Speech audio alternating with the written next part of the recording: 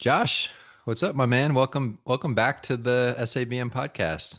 Thanks, Scott. It's good to be back. Yeah, man, I didn't realize this was your third appearance. I don't know. I don't know if I would have had you on if I knew you had been on so many times, You got to give the people what they want, Scott. yeah, yeah, you've done a lot of different things. Then all kind of circles back to franchising, and excited to dig in and talk about that today. And you are the founder of Tracer Franchising, and as well as the Tippy Toes. You're a franchisee for Tippy Toes. So so I guess you use your eat your own cooking, I guess is the saying. So Yeah. yeah, man, wherever you want to start, I'm happy to, if you want to maybe provide an overview of what you do, and then we can kind of dig in from there. Yeah, for sure. So, just a quick background, I guess. Naval Academy, class of 14, 5 years as a infantry officer in the Marine Corps. Did some really cool stuff with the Korean Marine Corps, the Spanish Army, the Jordanians. So I had fun there. Got out, um, did this initially, right? Brokering franchises. I would argue, and I've got some stories, if it might be helpful, of why I was kind of doing status quo in the industry, which I think created less than great results for some people. Um, and then I went and had a startup in California, which actually was really close. It was in the blockchain space. We had some big commits, and then FTX went under, so that was it for that. I sold franchises for a couple years. During that process, I met my wife. My wife and I bought a Tippy Toes dance franchise, and we've been operating for a little over a year now. And then I started Tracer franchising again a couple months ago, kind of taking all this experience. And I didn't mention this, but I did stuff with technology outside of just the startup that I think is allowing me to create some really good processes and tools and things that I didn't have before that I hope will create, I think the best outcomes of any, if anyone worked with any broker, I think I'm up there in the top couple, right? Yeah, so walk us through maybe Tracer franchising, and as far as like, you've been kind of in this space for a while and have a lot of lessons learned about the deep dark secrets that franchisors hide, or things Yeah. like that. So walk us through your process. So say somebody comes to you, they're like, "Hey, Josh, I want to start a business. I think I want to be my own boss. And I think franchising might be the route I want to take. Like walk us through kind of how the conversation goes from there. Yeah. So the first thing is education, right? So if in a nutshell, right, I educate, I match people to good franchises, and then I guide them through the research process, right? On the education front, I want you to really understand what is franchising, what it's not, who it's for, who it's not for, um, what to expect, how much you think you can invest, where you can get funds from, like the whole thing. I've got a free 90-minute course. I've got an ebook. I have a podcast now. I'm working on a directory of, I've read hundreds and hundreds of franchise disclosure documents where you can learn a lot. And I'm putting together a directory of it's like 70 at this point that I personally I think are great franchises, right? So just getting people, the first thing is just getting people as much education as possible. Um, and I think eventually it's going to grow into a multi-month course, right? That includes business basics as well as just franchising education. And then once, hey, you have good education, you've spoken with me a couple times, right? I'm happy to speak to people as much as they need, one on one. Then we go into the matching process, right? So I have a almost 100 question quiz that I give to people. I ask people to do it with their spouse or if they're gonna have a business partner, so that way, you've thought long and hard about the answers to these questions. Everything from how much do you want to invest, how much do you want to make your first year, is your long term goal to exit or turn into a lifestyle business or to scale it to 100 locations? What kind of customers do you want? What kind of sales do you want to do? All that stuff's in there, right? I take that, I then go through it, organize it, and I'll ask for more details on certain parts of that quiz. And then I'll match you to franchises, right? So usually I try to find about six, sometimes four, sometimes eight. Hopefully we're usually around six franchises that I think are a great fit. And then I'll present those to you, and um, you'll pick your top three and start having conversations with those franchises. And then I have a really robust 15 steps, probably 2 to 3 months of research to find out if this really is a good franchise for you and a good franchise in general, right? I haven't spoken to the franchisees of all of these franchises. And that's really where the rubber meets the road is when you start talking to current owners. I've built an app out, right? So it allows you, so you know exactly what to ask, who to ask it to, when to ask it. You can store all of your information in there and you can compare the answers across the different franchises, which no one has anything like that, right? So that you can make really good decisions. So at the end of the day, right, like I said, it's to educate, match, and guide people through the research process. Yeah. And what, so you said you've kind of have a starting list. Like, I don't know if you said 70 or however many Yeah, right about around that. 70, 80. Yep. Yeah. 70, 80 franchises. Uh, what, why did those get added to the list versus, ones that didn't make it to the list? Yeah, that's a good question. So kind of my short list, and it's not that short, right? But what I look for is a great industry. So I have about 10 elements of what makes a good industry. It's growing, it's fragmented, there's some sort of barrier to entry, um, things that aren't going to disappear tomorrow because of AI, right? So the industry itself needs to be a good industry. Okay. I look at the leadership of the franchise. Has it turned over recently? Is it owned by a private equity company? If so, do they have a good reputation in the franchising space? Um, how long has it been around? If it's been around for less than 5 years or they have less than 100 units, it's just an automatic no for me, right? Unless you've owned businesses before, I don't think you should be part of these smaller systems for a number of reasons. I look at past performance. So in the franchise disclosure document, there's earning claims, right? So I break those down. And sometimes what it doesn't tell you is actually tells you more than what it does tell you, right? So I kind of have the experience to look at that. I look for low turnover rates of franchisees. You can see that in the FTD as well. I keep saying FTD. It's a franchise disclosure document for people who don't know. It's published. You can find it online. The states have a directory. Some states do. And I look for just a general good business model, right? Something that's needed, recurring or reoccurring revenue, strong marketing and advertising, strong training and support, um, things like that. Yeah. All right. And so we got Josh's list and then let's say like, hey, Scott lives in Mount Pleasant, South Carolina. He's thinking about starting up a franchise. Um, I fill out the questionnaire. How does kind of like geography come into play? So Yeah. Yeah, it's a good question. So that's part of the the interview, right? So like in the questionnaire is like, are there needed services, right? Some people come to me and they're like, I tried to get a plumber to my house and it took 2 months. Where it's like, okay, well mm, that's an easy win, right? Let's look at three plumbing franchises, because obviously you need more in your area. But if it's nothing like that, it's like, okay, well, what's growing? Do you have growing demographics? Do you have trends? Do you have um, just things in general, right? If not, then it's like, hey, every location needs water restoration, right? Every location needs, right? Fill in the blank, right? Just because of they're just needed businesses, right? Um, and then as we go through this, I do have questions where like you should be researching local competitors. You should look up how many competitors there are. You should look up the quality. You should go to all of their stores. If they're service based, they should come to your house and give you a quote, right? So it's in there. Um, and then if it's ever on the line, you can actually pay a company about it's a couple $1,000s to get a feasibility study, and these are professionals. They do this for a living, where they'll look at everything there is to know about your where you live and the business, and if it makes sense to open the business there. oh wow. Yeah. Yeah, that's super helpful. Okay. And then, yeah, so I mean, there's just obviously a lot that goes into it. And I think it is nice to have that starting list as well, because it just eliminates a lot of the junk, right? It's like, so a lot of people, I remember I was kind of looking at franchises a long time ago and just going to people websites and I forget what the websites were, like the franchise is available and like, how do which ones are worth investing in? Hmm. Okay, so let's say that somebody identifies one, they've done their due diligence, so like, okay, I want to move forward with this one.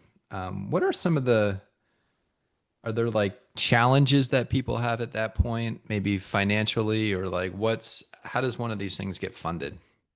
Yeah, so funding, most actually probably we're at about 50%, right? So I don't know if you want to say most, but the plurality certainly, right? So 40 to 60% are going to be funded by the SBA, right? So these are 10-year loans. You do sign a personal guarantee. Typically, if it's an established brand, which I work with, you're looking at about 20% cash injection, right? So if you go to the bank with your business model and you need $300,000 until you're making enough to pay yourself a livable wage, they'll say, okay, you need to put up 60, and we'll fund you the 240, right? For the smaller ones, sometimes they'll fund 90%, right? Like less than 100K, less than 150. Kind of depends on you and the business and things like that. Um, there's also rollovers, right? Where you can take a retirement account, you can self-direct it, right? The same way you can self-direct it and buy a house. You can buy a business. Uh, the the equity that you're putting in from that is the percent ownership, right? So if you want to make like equity distributions, um, it owns that percent. So if it's 100%, right, like it might be getting all the distributions, which could be good or bad depending on your situation, right? So something to think through. Some people just pay in cash, right? If it's they need $150,000 for this mobile business. Maybe they just have that. Maybe they sell a investment property or whatever. Um, then we see some of these like other ones, unsecured lending, HELOCs, whole term life insurance. Um, so you see a kind of a variety. Some I've actually worked with a guy who did a loan against his stock portfolio. Right, those were pretty low interest rates, which is why he did it. So yeah, you see kind of see a little bit of everything.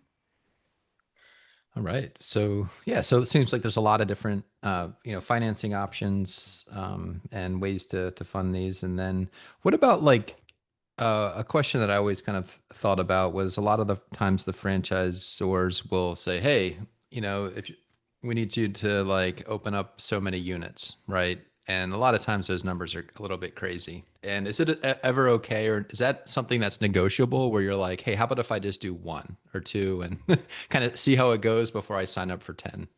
Yeah, so most franchises are okay with you buying one. Every once in a while, they'll say, "Hey, you've got to buy two, or you have to buy three."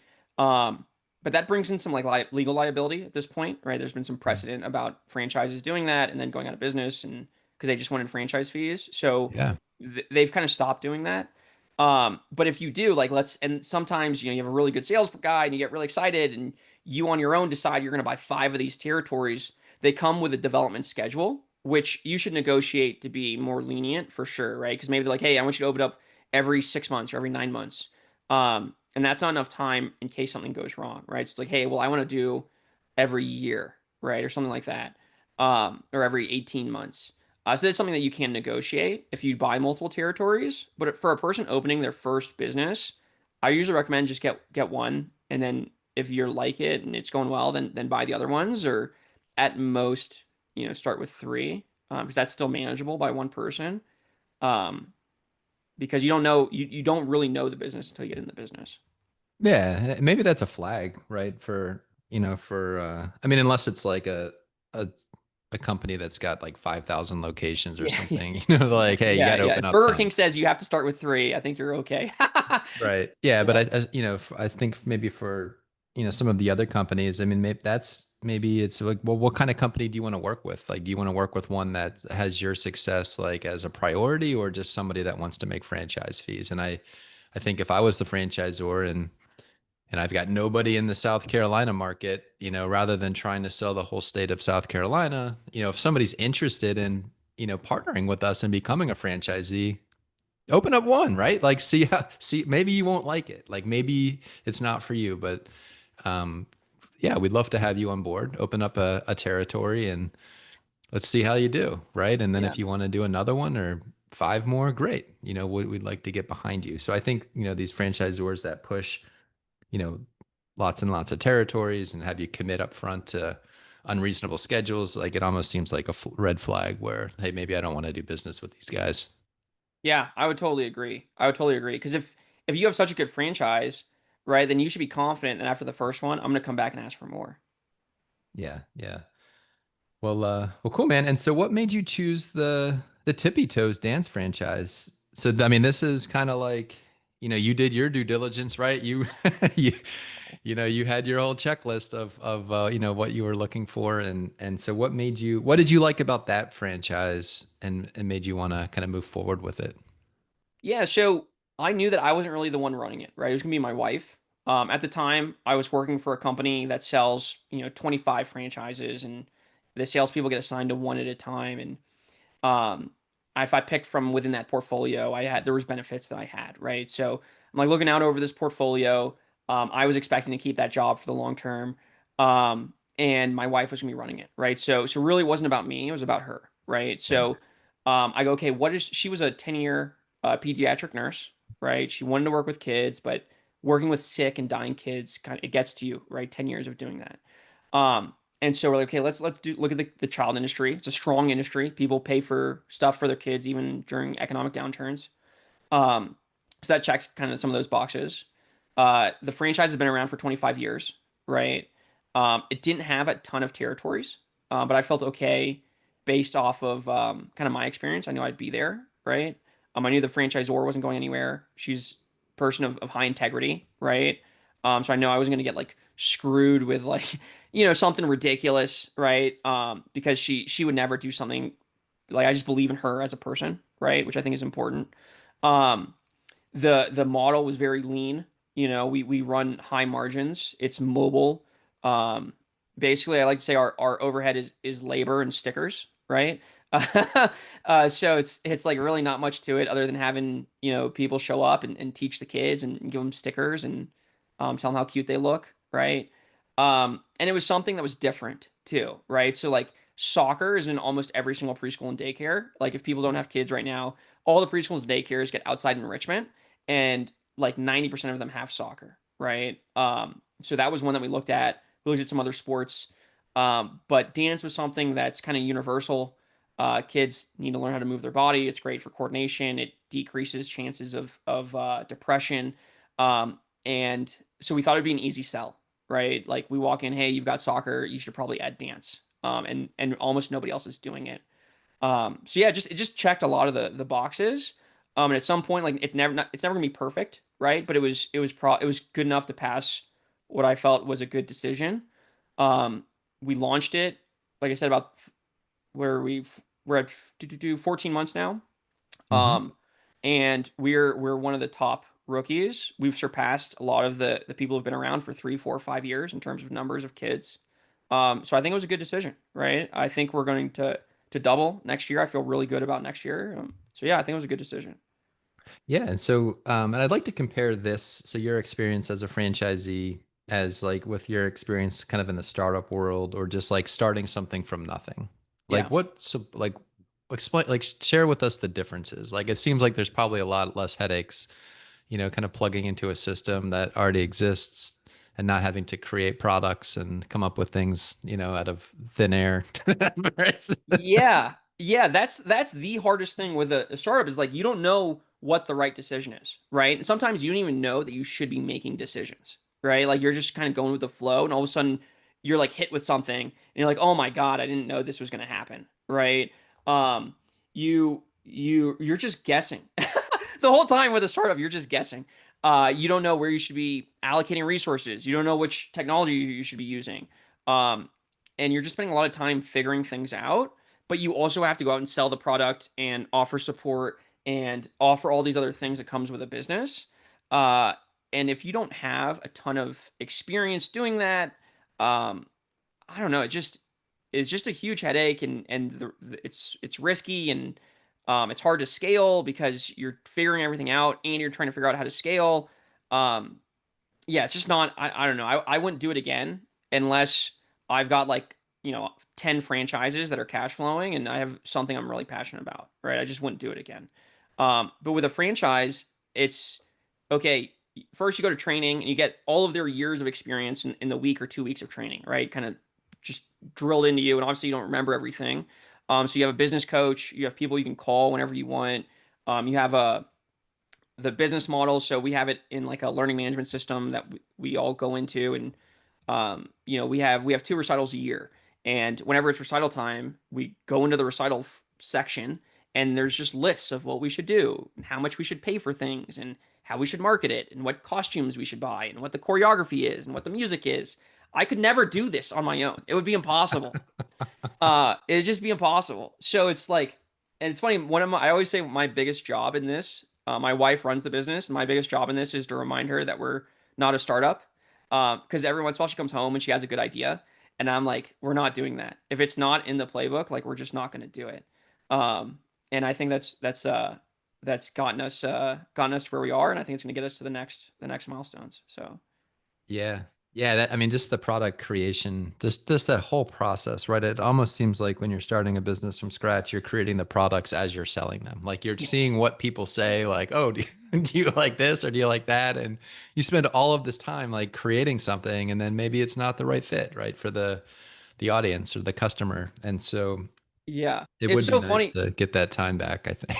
Yeah. So my wife has never sold anything before, right? As a nurse, she don't sell things. And so that's what she was most nervous about. Because in these, we just walk in and we sell it, right? You just cold call these preschools. And so like we took the scripts that we practiced at training, and she's like, "Oh my God, I'm never like we're not gonna get any schools, we're not gonna do this." And the first day, she went to like 15 schools and like five of them said yes, right? Wow. And she Yeah. came back and she was like, "What just happened?" Like this is ridiculous. And I'm like, I know, like this is why we bought a franchise. Um, and so it's like you said, like there's just no, you just do it. You're not making things up. You just do it. And it works, right?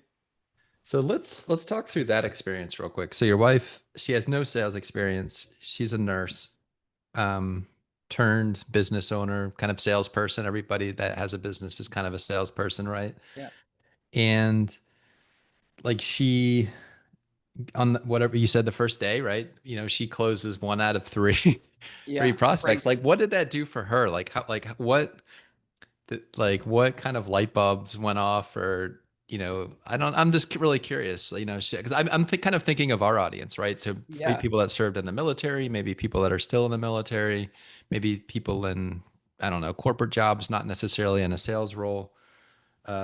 Yeah, provide us with some like inspiration, so like, Yeah. hey, if Yeah. we've never been in a sales role and here's, your wife who's a nurse and, I'm just kind of curious what that did for her. Yeah, and the other thing too, I got this because I knew these were the type of sales, and her personality is like you just can't help but like liking her, right? Okay. Um, and so I'm like, look, you're gonna crush this. You just walk in a room and people like you, like it's fine. She's like, oh my God, I've never like, how am I gonna convince people? I'm like, you don't have to convince people of anything. Just make them like you and tell them about Tippy Toes. And so like all day, I'm just getting calls. She's like, I got another one. I got another one. It was so cool. And so now it's like, it's funny. She's like, okay, like I've got a list of schools I'm gonna reach today, and I've got 15 schools on my list, and she'll go to like six of them because she'll just like have an hour-long conversation with the director, right? Just because they like talking to her. Hmm. And we know that if she talks to her for an hour, they're gonna at least give us a demo, Um, and so now it's like it's a lot less nerve-wracking for her.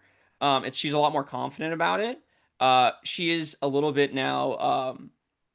Sad. She's way more sad, I think, when she doesn't get sales because she's like, well, like, what's wrong? Like, why can't I do it anymore? And I'm like, no, like that was just a ridiculous day. I almost, it's like it would have been better if it was like a week in that she got that. Um, but yeah, it just really helps with her confidence. And every once in a while she's just waiting for the day where it's gonna stop working, because she feels like it shouldn't be this easy sometimes. And uh and she like fluctuates between that where she's like really paranoid that like it's just gonna stop to where like she's like I should have sold twice as many yesterday. She's like she just like keeps raising the bar. But like I said, I think she's doing amazing. And I think we're going to just keep growing.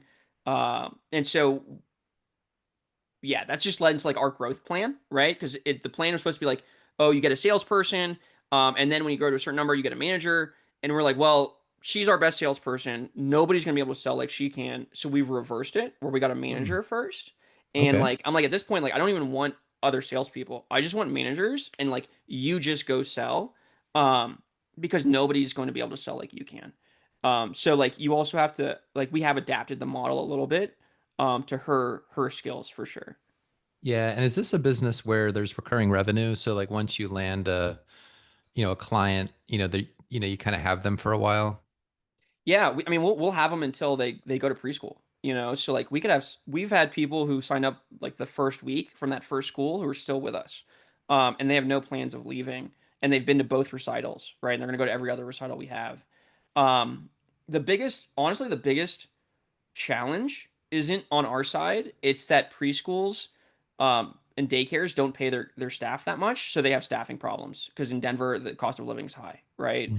And so where we've been in schools, they're like, hey, we just don't have enough staff where we can have somebody like because we have to have like a school member with us while we're there, right? So like, we don't have enough staff to spare you. Like you can't come until we get back to staffing levels, and that could take 2 months, 3 months. Um, Hmm. so yeah, like the kids stay with us for sure. And even some of the kids, like we've gone to after school programs, which we weren't planning to do because the kids graduated to preschool and their parents asked us to do after school stuff for them. Yeah. Well, exciting, man. Real exciting. And I think, congrats to you and your wife, and it sounds like I think, beginner's luck. I think it's the universe telling us that we're we're on the right path, right? So we get, the Yeah. first day, if, that's what beginner's luck is all about, Yeah. just, then it kind of gets a little harder from there and, but you kind of stick with it and grind through it and so it sounds like you and your wife are really on the right path and that's awesome. And it's great to hear. And thanks for sharing your story with us today. I guess, what are looking out over the next, maybe the rest of this year and maybe longer term, say like 3 to 5 years from now, what are some of your most important goals? Yeah. So I'll start with Tippy Toes, right? Because that's what we've been talking about. And then I'll go into like the tracer franchising and kind of personal goals. So with us, we want to grow uh so at the 3 year mark, so 2027, right? Mid 2027, we want to be at 1,000 students and we want to put the business up for sale. This is a business that you'll never be um, hands off, right? It's just not that kind of business. It doesn't. The margins are great, but the revenue is just not high enough. Unless we went into like we'd have to get a studio. It's just more than we want to take on, right? So we want to grow it to a point where we can sell it and then buy a more hands-off model. There's just a lot more capital, right? We just didn't have the capital for something like that, right, 2 years ago.